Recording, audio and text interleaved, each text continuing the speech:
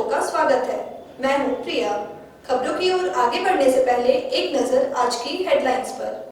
Headlines के प्रायोजक हैं पानीपुरी जंक्शन, स्वाद ऐसा कि मुंह में पानी आ जाए। फ्रेंचाइजी के लिए संपर्क करें। और गिरिडीह के प्रसिद्ध रेडियोलॉजिस्ट डॉक्टर शैलेंद्र चौधरी द्वारा संचालित 9 अल्ट्रासाउंड एंड डायग्नोस्टिक सेंटर।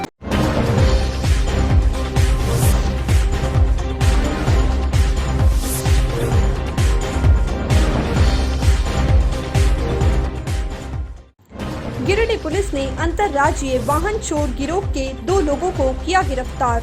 चोरी के 2 वाहन को भी किया बरामद। बड़की सलाय नगर पंचायत के विकास के लिए उपायुक्त ने की बैठक। कई योजनाओं के चयन के साथ दी गई स्वीकृति। अंचल कार्यालय में हंगामे को लेकर दोनों पक्षों ने मुफस्सिल थाने में दिया आवेदन। जांच के लिए पहुंचे एसडीपीओ। पचंबा के विवादित बस डिपो जमीन की जांच हुई शुरू। जांच के पहले दिन जमीन सीमांकन को पहुंचे सीओ।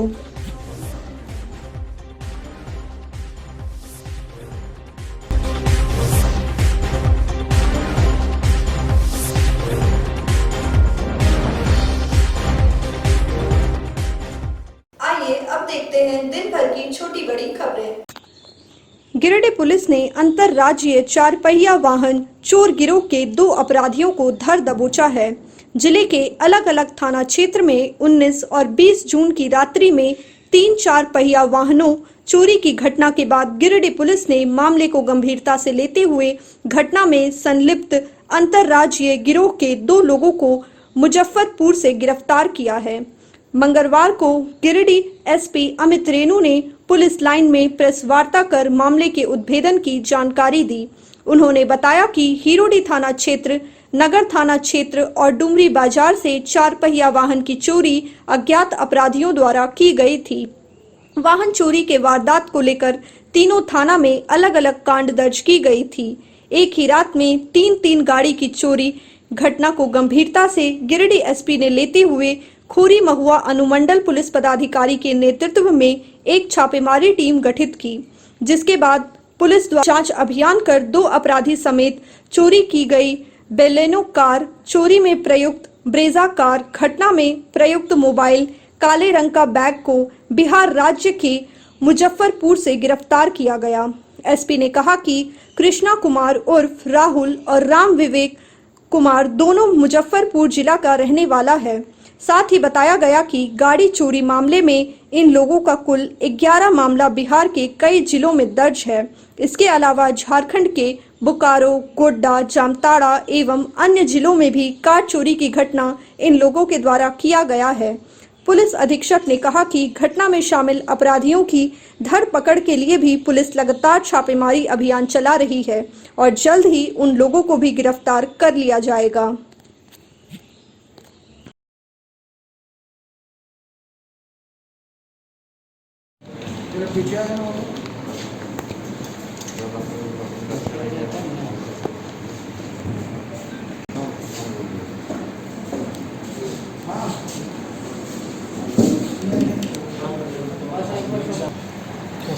जी सर, दिनांक 20/6/2021 को 3 अलग अलग थानाओं में 3 अलग अलग घटनाओं को का अंजाम दिया गया था कुछ अपराध कर्मियों के द्वारा, जिसमें 4 व्हीलर्स की चोरियां हमारे क्षेत्र में की गई।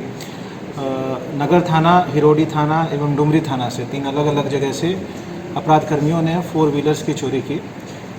इस संदर्भ में एक टीम का गठन किया गया। मामले के अनुसंधान से पता चला कि किसी एक गिरोह के द्वारा ये घटना कारित की गई है। इस संबंध में टीम के द्वारा अग्रतर कार्रवाई करते हुए 2 लोगों को अरेस्ट किया गया है, जिनका नाम कृष्णा कुमार उर्फ राहुल कुमार शर्मा है और दूसरे व्यक्ति का नाम राम विवेक कुमार, जिनका उम्र 24 वर्ष है। दोनों की अरेस्टिंग जो है वो मुजफ्फरपुर जिला से की गई है। कांड के अनुसंधान के क्रम में पता चला कि एक गिरोह जो मुजफ्फरपुर से ऑपरेट कर रहा है, काफ़ी सारे अन्य थानाओं में भी, अन्य जिलों में भी इनके द्वारा घटना कारित की गई है। जैसे कि बोकारो, गोड्डा, जामताड़ा में भी समय समय पे इनके द्वारा ऐसी घटना की जा रही है और गाड़ियों को यहाँ से चुरा कर दूसरे ज़िलों में खपाया जाता है। खास करके ऐसे दूर दराज के ज़िलों में जो यहाँ से एक्सेस कर पाना जहाँ मुश्किल हो रहा है। तो इस संदर्भ में बाकी इस गिरोह के जितने लोग हैं उनकी भी पहचान की गई है, जिनकी गिरफ्तारी का प्रयास किया जा रहा है। कांड के जो मुख्य सरगना है उनके खिलाफ भागलपुर, बेगूसराय, मुंगेर इत्यादि ज़िलों में कुल 11 कांड दर्ज हैं। इसके अलावा जो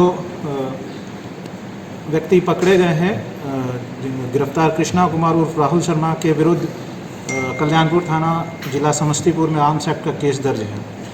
इसमें टीम के द्वारा अग्रतर कार्रवाई करते हुए जो चोरी किया गया बलोनो कार है, हिरोडी से जो चोरी किया गया था उसको बरामद किया गया है।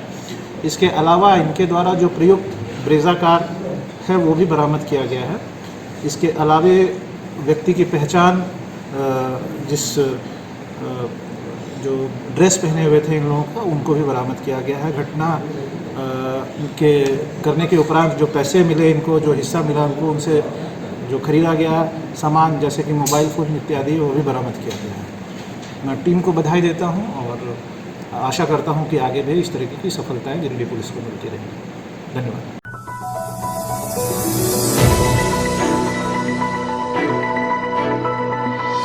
गिरिडीह उपायुक्त राहुल कुमार सिन्हा ने मंगलवार को अपने कार्यालय प्रकोष्ठ में नगर विकास विभाग अंतर्गत बड़की सरैया नगर पंचायत में विकास योजनाओं के चयन एवं स्वीकृति को लेकर एक महत्वपूर्ण बैठक आयोजित की।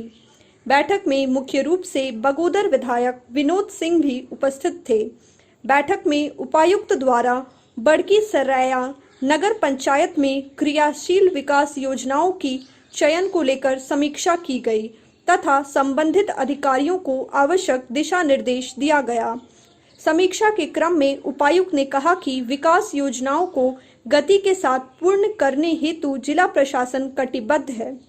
उन्होंने कार्यपालक पदाधिकारी नगर पंचायत बड़की सराय से उक्त नगर पंचायत अंतर्गत क्रियाशील योजनाओं की जानकारी प्राप्त की तथा सभी योजनाओं को पूर्ण करने हेतु आवश्यक दिशा निर्देश दिया। इस दौरान उपायुक्त ने कहा कि राज्य सरकार व जिला प्रशासन की प्राथमिकता है कि जिले में विकास योजनाओं को गति के लिए साथ किया जाए। उपायुक्त ने कहा कि सभी योजनाओं का उद्देश्य ग्रामीण एवं स्थानीय स्तर पर आर्थिक विकास को नई गति प्रदान करने के साथ साथ बुनियादी सेवाओं में बढ़ोतरी करना है ताकि ग्रामीण क्षेत्रों का समग्र विकास करते हुए ग्रामीण विकास को बढ़ाया जा सके।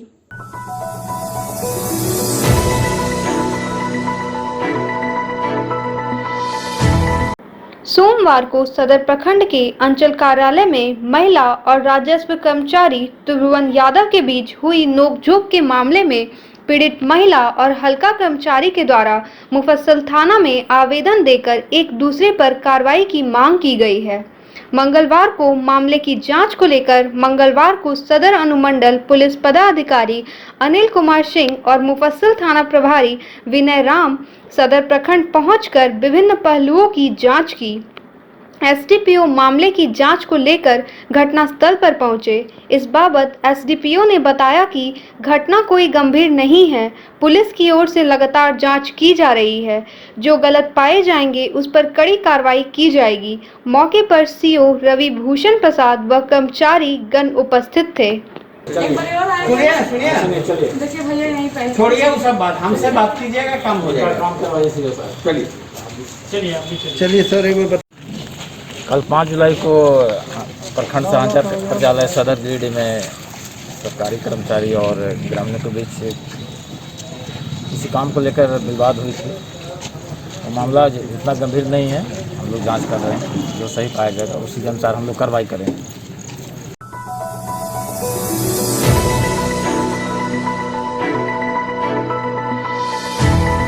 पचंबा बस डिपो का विवादित 17 एकड़ 72 डिसमिल रैयती खाते की जमीन का मालिक कौन है, इससे पर्दा उठाने के लिए उपायुक्त के निर्देश पर मंगलवार से जांच शुरू हो गई है। जांच के पहले दिन गिरिडीह अंचल के सीओ रवि भूषण प्रसाद अपने दल बल के साथ विवादित सरजमी पर पहुंचे और सबसे पहले जमीन का सीमांकन प्रारंभ किया।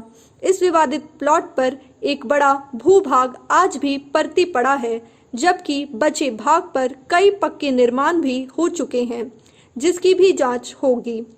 इस संबंध में सीओ रवि भूषण प्रसाद ने बताया कि जांच टीम के निर्देश के आधार पर वह पहले दिन पूरे प्लॉट का सीमांकन करेंगे, जिसके बाद विवादित जमीन से जुड़े तमाम दस्तावेजों को रिकॉर्ड रूम में खंगाला जाएगा और फिर जमीन के सभी दावेदारों को दस्तावेज के साथ अपना अपना पक्ष रखने के लिए समय दिया जाएगा, जिसके बाद पूरी जांच टीम इस मामले की गहनता से जांच करेगी और फिर इसके बाद इससे पर्दा उठेगा कि जमीन का मालिक आखिर कौन है।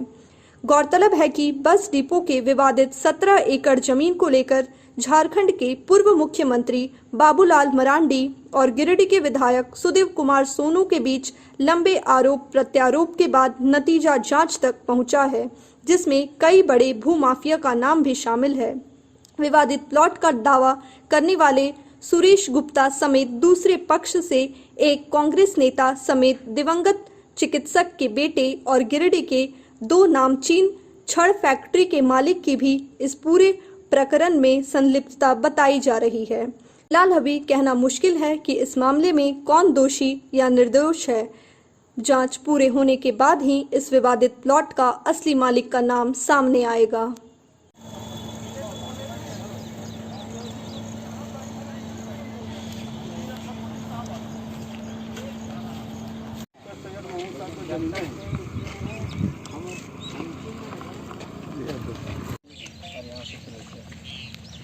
खड़ा ठीक है, हो जाए। हम लोग खड़ा हुए सब भूमा से सिंडिकेट यहीं बैठल है। रहती जमीन है तो रहती जमीन में तो बोले एसी साहब भी आ रहे हैं सर। नहीं एसी साहब डूंगरी गए हैं अभी।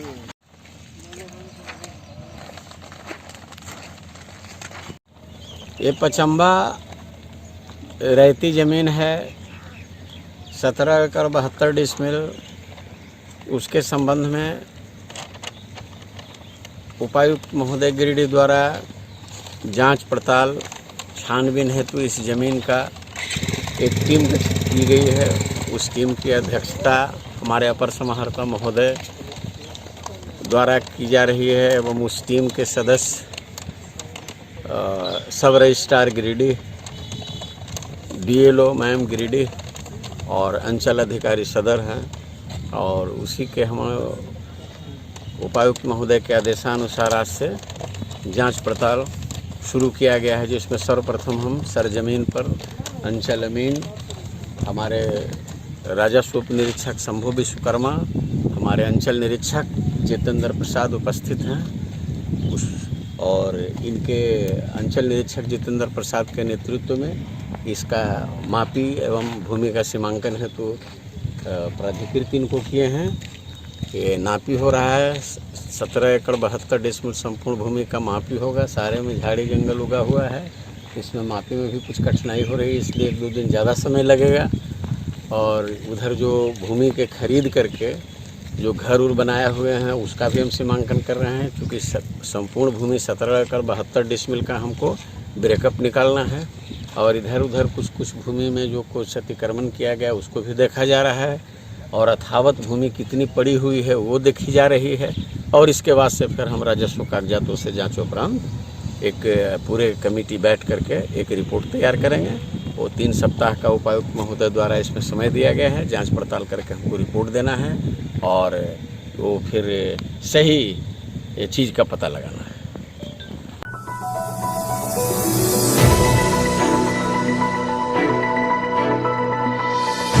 गांवा प्रखंड कार्यालय के सभागार में मंगलवार को एक समारोह का आयोजन कर निवर्तमान वीडियो मधु कुमारी को भावनीय विदाई दी गई।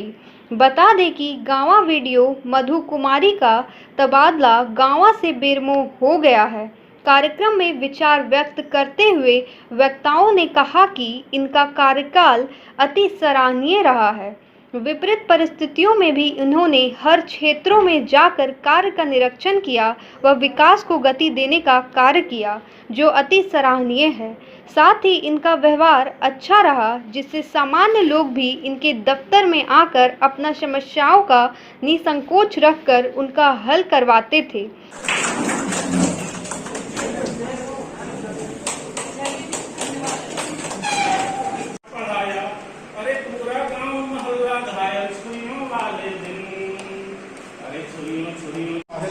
तो बहुत सारी चीज़ मुझे बताने की ज़रूरत नहीं है, लेकिन एक गैप महसूस हो, एक खाली को नहीं महसूस होगा।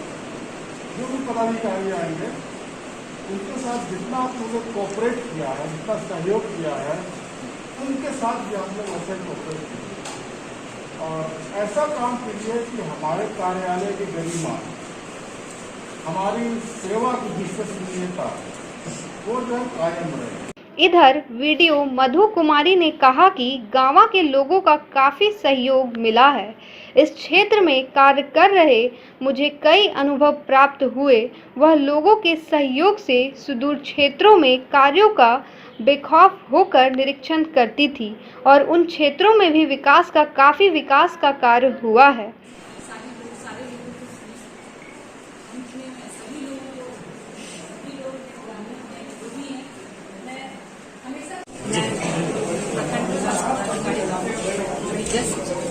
स्थानांतरण हुआ है हिंडोन प्रखंड में और आज ये मेरा अंतिम कार्य दिवस है। बहुत ही भावुक क्षण है, बहुत ही अच्छा रहा। यहाँ पोस्टिंग से पहले जो है बहुत सारी बातें मैंने सुनी थी, इसका फीडबैक बहुत नकारात्मक था, बट मेरा मानना है ऐसा नहीं है गामा। मुझे सभी पार्टी का, मीडिया हो, कर्मी हो, सभी पार्टी के लोग हो, पब्लिक हो, सभी से मुझे सहयोग मिला और तभी मुझे लगता है कि जैसा लोग बताते हैं कि अच्छे से मैं 20 महीने और 7 दिन का जो कार्यकाल रहा मेरा वो संतोषप्रद मैं मानती हूँ। बाकी तो पब्लिक ही बताएंगे। और मैं यहाँ के दुर्गम क्षेत्रों में भी बेखौफ घूमती रही और जहाँ जहाँ मतलब जो जरूरतमंद थे लोगों को अंतिम पायदान पे जो डुमरझाड़ा ककड़ियार में वहाँ जाकर के जो सरकारी हमारी योजनाएं हैं उनको जो उस तरह के लोग हैं उनको उन तक पहुँचाने का क्रियान्वित करने का मैंने पूरा भरपूर प्रयास किया और अपनी पूरी क्षमता से, पूरी योग्यता से, ईमानदारी पूर्वक मैंने गामा की जनता को सेवा प्रदान किया है और बहुत अच्छा अनुभव रहा। बस इसको एक लाइन में यही कहिए कि गामा का कार्यकाल मेरे जीवन का सबसे महत्वपूर्ण अध्याय है और ये पाठशाला की तरह मेरा गामा का कार्यकाल है। सभी को मेरे हृदय से सभी लोगों को धन्यवाद, मीडिया बंधु को, हमारे सभी कार्यकर्ताओं को, जनप्रतिनिधियों को, हमारे पूरे गामा वासियों को धन्यवाद।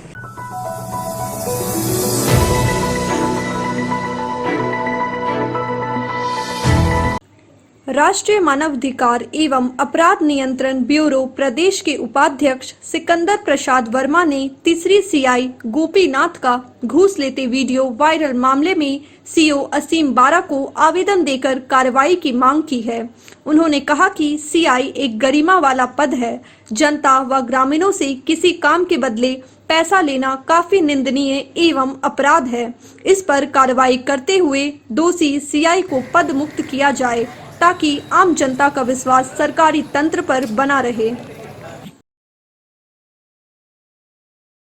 राष्ट्रीय मानवाधिकार एवं अपराध नियंत्रण ब्यूरो प्रदेश उपाध्यक्ष झारखंड सिकंदर प्रसाद वर्मा अपेक्षा करती है कि जिला प्रशासन एवं प्रखंड विकास पदाधिकारी जो तीसरी अंचल निरीक्षक के द्वारा पब्लिक के द्वारा पैसे लेते वीडियो वायरल हुआ है उस पर जल्द से जल्द कार्रवाई करें एवं उन्हें पद से हटाया जाए, जिससे आपस में पब्लिक के बीच विश्वास पदाधिकारी पर बना रहे। यही अपेक्षा करते हैं।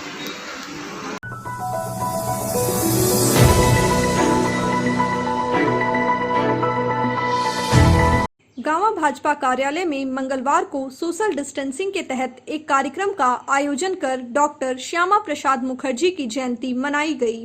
कार्यक्रम की अध्यक्षता भाजयुमो के प्रखंड अध्यक्ष मनोज सिंह ने किया। वहीं मौके पर निवर्तमान जीप सदस्य राजेंद्र चौधरी एवं सांसद प्रतिनिधि मुख्य रूप से उपस्थित थे। कार्यक्रम का शुभारंभ डॉक्टर श्यामा प्रसाद मुखर्जी के चित्र पर माल्यार्पण कर किया गया।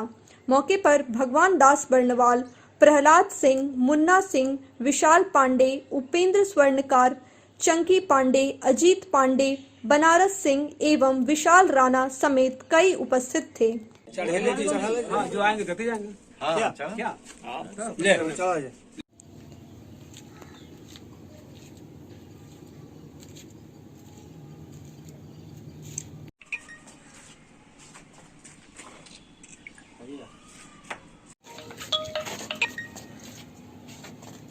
जय भारत माता की जय, भारत माता की जय, मातरम, वंदे मातरम।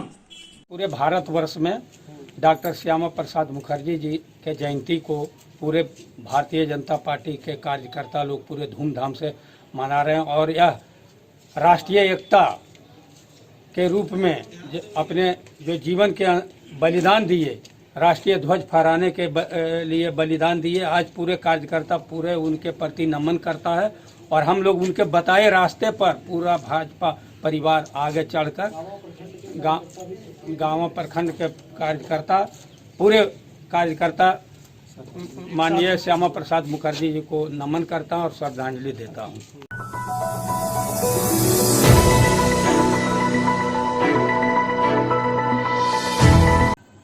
देवरी थाना क्षेत्र के मंडरों में दवा दुकानों के द्वारा प्रिंट रेट से ज्यादा कीमत ग्राहकों से वसूला जा रहा है। मामले को लेकर एक ग्राहक के द्वारा मंडरों के जनता मेडिकल हॉल के संचालक के द्वारा प्रिंट रेट से ज्यादा पैसा लेने पर एक वीडियो बनाकर सोशल मीडिया पर वायरल किया गया था, जिसको लेकर मंडरों वासियों में दुकान संचालक के खिलाफ आक्रोश है। वहीं मीडिया संचालक डॉक्टर फजल अहमद ने वायरल वीडियो के संबंध में बताया कि ग्राहक से दुकान में बैठे जिस शख्स का झगड़ा हो रहा है वह उसके पिताजी हैं। फिलहाल वह मानसिक बीमारी से ग्रस्त हैं। दिमागी हालत ठीक नहीं रहने के कारण उन्होंने ग्राहक के साथ ऐसा बर्ताव किया। आस पड़ोस के लोग भी यह बात जानते हैं। उनके पिताजी कभी मेडिकल में नहीं बैठते हैं, लेकिन सोमवार को स्टाफ नहीं होने की वजह से कुछ समय के लिए बैठे होंगे। उसी दौरान यह पूरा मामला हो गया। किस कारण से? किस कारण से? हाँ, किस कारण से आप ज्यादा लीजिएगा? किस कारण से ज्यादा लीजिएगा? नहीं तो आप किस कारण से ज्यादा लिए? हाँ, रिकॉर्डिंग कर रहे हैं। क्यों आप ऐसा क्यों किए मेरे साथ? क्यों किए मेरे साथ ऐसा? 70 रुपये ज्यादा ले कहिल हम 70 टका बेसी देख जीवे, हम 70 रुपये बेसी देख जीवे। अरे हम कंगाली ना ये समझ ले। तो फिर ये कहा कर हमारे साथ की गलती कर ले, हम बोल दो हमेशा चाचा चाचा करके प्यार दो यार। अरे हमें इतना साल से जब आके दवा ले रही है, कभी आगे ना पाछे सोचिए और बेसी ले ले और वो भी लड़ा प्रिंट हुआ काट के रख ले, प्रिंट हुआ काट के रख ले। जो बात नहीं है वो बगजक सही है।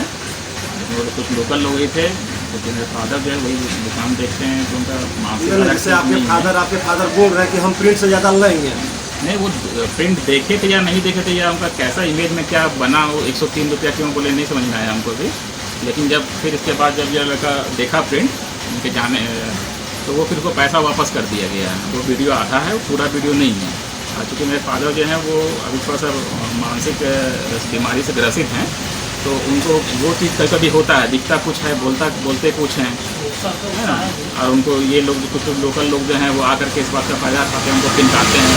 और ये बात 1 हफ्ते पुरानी है, तो वो लोग आपस में देखते जैसे मान लीजिए शेयर करना शुरू कर दिए। आप बोल रहे हैं पिताजी का जो है सो मानसिक रूप से ग्रसित है, तो उनको मेडिकल में भी बैठाना नहीं चाहिए। नहीं, मेडिकल बैठते नहीं, ओपन नीचे बस करते हैं, देखते हम लोग नहीं। ये देखते द्वारा बार बार रिपीट किया जा रहा है, तो इधर फिर उसको वो सॉल्यूशन कर दिया गया था। वो तो वीडियो कुछ चला नहीं ना, वो जो उसको पैसा फिर जो दिया गया वो सब तो नहीं किया। ये जब लेकर फिर जब दाम देखा कि हाँ उसमें 45 रुपीज़ है, तो फिर वापस किया पैसा।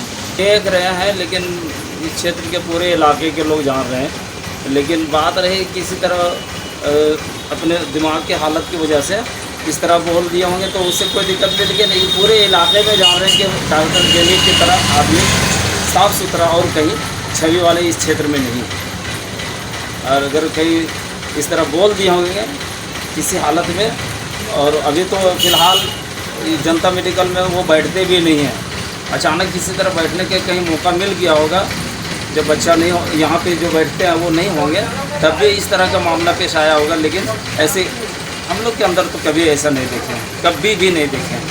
बहरहाल संचालक के द्वारा बताई गई बात में कितनी सच्चाई है इसकी पुष्टि नहीं की जा सकती है, लेकिन मेडिकल स्टोर में अगर दवा लेने वाले व्यक्ति के द्वारा किसी प्रकार की गड़बड़ी हो गई तो मरीज की जान भी जा सकती है। ऐसे हालत में दवा दुकानदारों को दवा दुकान में बैठने वाले लोगों के बारे में ख्याल रखना चाहिए।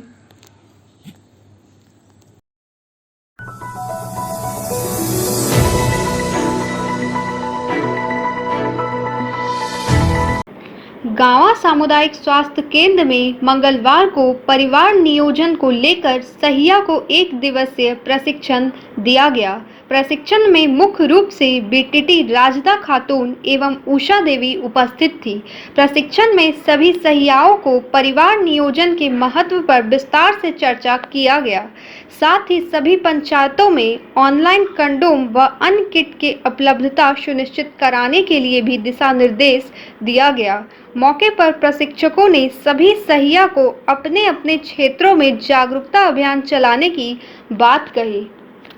वो आप लोग को ये सिखाएंगे हम लोग कि कैसे आप अपने मोबाइल से ऑर्डर करिएगा, कि हमको अपने एनएम दीदी से ऑर्डर करिएगा। जिस सेंटर की जो एनएम दीदी है, जैसे बादी डी की समी है, जो निश्चय किट मिलता था, पीटी के किट कब मिलता था, नई जानकारी के कारण आज का जो प्रशिक्षण है वो परिवार नियोजन FPVLMS का है। इसमें हम सभी सहियाओं को जो फैमिली प्लानिंग का यहाँ से सामग्री दिया जाता है, जैसे माला एंड कॉन्डोम, PTK और ये छाया अंतरा इसी पिल, तो उन लोग को एनएम से कैसे डिमांड किया जाएगा, कैसे इंडन किया जाएगा, वो आज हम लोग ऑनलाइन उसको सिखाएंगे। उसका प्रोसेस क्या है, किस तरह से वो ऑर्डर करेगी ऑनलाइन अपने मोबाइल से, तब उनके जो भी डिमांड होंगे उस ऑनलाइन प्रोसेस के देख करके हम लोग उसके डिमांड को पूरा करेंगे।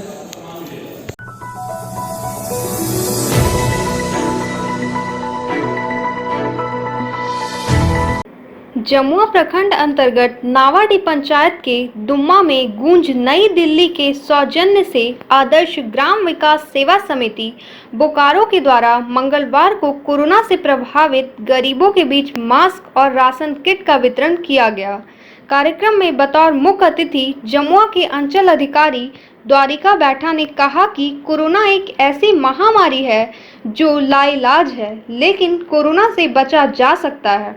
इसके लिए टीकाकरण, मास्क का उपयोग, सोशल डिस्टेंसिंग का अनुपालन तथा समय समय पर साबुन से हाथ की धुलाई जरूरी है। सामाजिक कार्यकर्ता कृष्ण मुरारी शर्मा ने कहा कि कोरोना से सभी वर्ग प्रभावित हुए हैं, लेकिन गरीब और दिहाड़ी मजदूर ज़्यादा प्रभावित हुए हैं। गरीबों को राहत देने के लिए गूंज और आदर्श ग्राम विकास सेवा समिति की पहल सराहनीय है। संस्था के सचिव वासुदेव शर्मा ने कहा कि गिरिडीह के जिला के विभिन्न प्रखंडों में गूंज नई दिल्ली के सौजन्य से हमारी संस्था द्वारा गरीबों के बीच मास्क व राशन किट का वितरण किया जा रहा है। साथ ही साथ लोगों को वैक्सीन लेने के लिए भी जागरूक किया जा रहा है।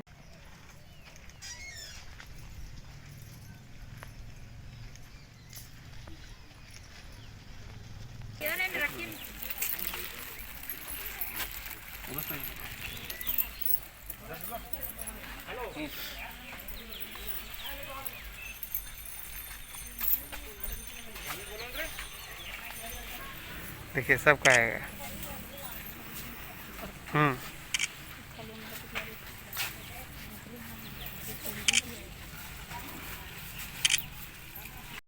ऐसे लोग को चिन्हित करके संस्था के द्वारा एक राशन किट दिया जा रहा है, जो लोग को लाभान्वित होगा। लोग को आशा जो लग रही थी कि हमारे घर में खाने के लिए अन्न नहीं है, राशन नहीं है, बहुत से लोग पीड़ित परिवार है, वैसे परिवारों को सपोर्ट सहयोग हमारी गूंज संस्था के द्वारा की जा रही है। और इस कार्यक्रम में सबसे बड़ी चीज़ है कि हमारे जमुआ के अंचलाधिकारी जी हम लोग के बीच में उपस्थित हैं। हम चाहेंगे काफ़ी इनको धन्यवाद भी देना चाहते हैं और इस कार्यक्रम में स्वागत भी करना चाहते हैं कि अब काफ़ी कीमती समय निकाल कर इन गरीबों के बीच में अपना समय देने का काम किए हुए हैं। साथ ही आइडिया संस्था के सामाजिक कार्यकर्ता श्री कृष्ण मुरारी शर्मा जी, ये काफ़ी पिछले बार भी कई कार्यक्रमों में हम लोग को सपोर्ट सहयोग किया और आज भी इस कार्यक्रम में उपस्थित होकर लोगों के साथ काफ़ी गरीबों के साथ अपनी सहानुभूति जताते हुए राशन किट देने का काम कर रहे हैं। ये काफ़ी धन्यवाद के पात्र हैं। और सभी ग्रामीणों को मैं ये रिक्वेस्ट निवेदन करना चाहता हूँ कि जो कोरोना काल आपके बीच में अभी जो 2 साल से हम लोग झेल रहे हैं, इसको भगाने के लिए सरकार के द्वारा जो गाइडलाइन है उसको हम लोग को फॉलो हमेशा करना है, हमेशा डिस्टेंस बना के रखना है, मास्क लगा के रखना है और सभी लोग को जो अभी तक इंजेक्शन नहीं लिए हैं सभी लोग को वैक्सीन ले लेना है और घर परिवार में भी लोगों को लेने का काम करना है और हमेशा डिस्टेंस बना के रखना है। तहे दिल से धन्यवाद देना चाहता हूँ कि अभी पूरा देश, मेरा राज्य, मेरा जिला, मेरा प्रखंड कोविड-19 जैसे महामारी से ग्रसित है। अभी थोड़ा कम हुआ है, लेकिन ऐसी विकट परिस्थिति में इस संस्था के द्वारा चिन्हित करके वैसे लोगों को जो अभी ज़रूरत था अनाज का, जिनके घर में किसी कारण से अनाज की कमी हो गई, उनके घर के सदस्य बाहर काम करते हैं, रोजगार के तलाश में बाहर गए हैं, और वैसे परिवारों को गुंज संस्था के द्वारा चिन्हित करके अनाज वितरण किया जा रहा है। ये काबिल तारीफ़ है और गुंज संस्था से मेरा आग्रह रहेगा कि ऐसी विकट परिस्थिति में इस गांव के अलावे अन्य गांव में भी इस तरह का आप कार्यक्रम करते रहें। साथ ही साथ यहाँ उपस्थित जितने भी हमारी महिला दीदी हैं उनसे मैं आग्रह करूँगा कि कोविड-19 एक खतरनाक महामारी है, खतरनाक बीमारी है।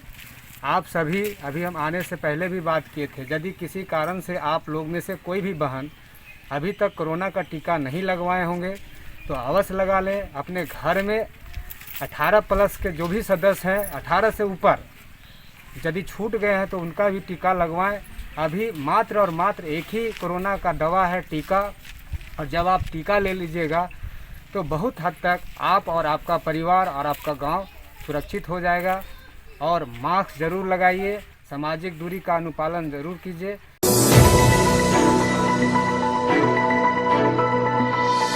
आज के बुलेटिन में बस इतना ही। ताज़ा तरीन खबरों को पढ़ने के लिए लॉग इन करें www.samriddhsamachar.com। खबरों को आप YouTube पर देख भी सकते हैं। इसके लिए YouTube पर सर्च करें समृद्ध समाचार, सब्सक्राइब करें और बेल आइकन पर प्रेस करते ही पाएं लेटेस्ट खबरें। तो दीजिए हमारी पूरी टीम को इजाजत। नमस्कार।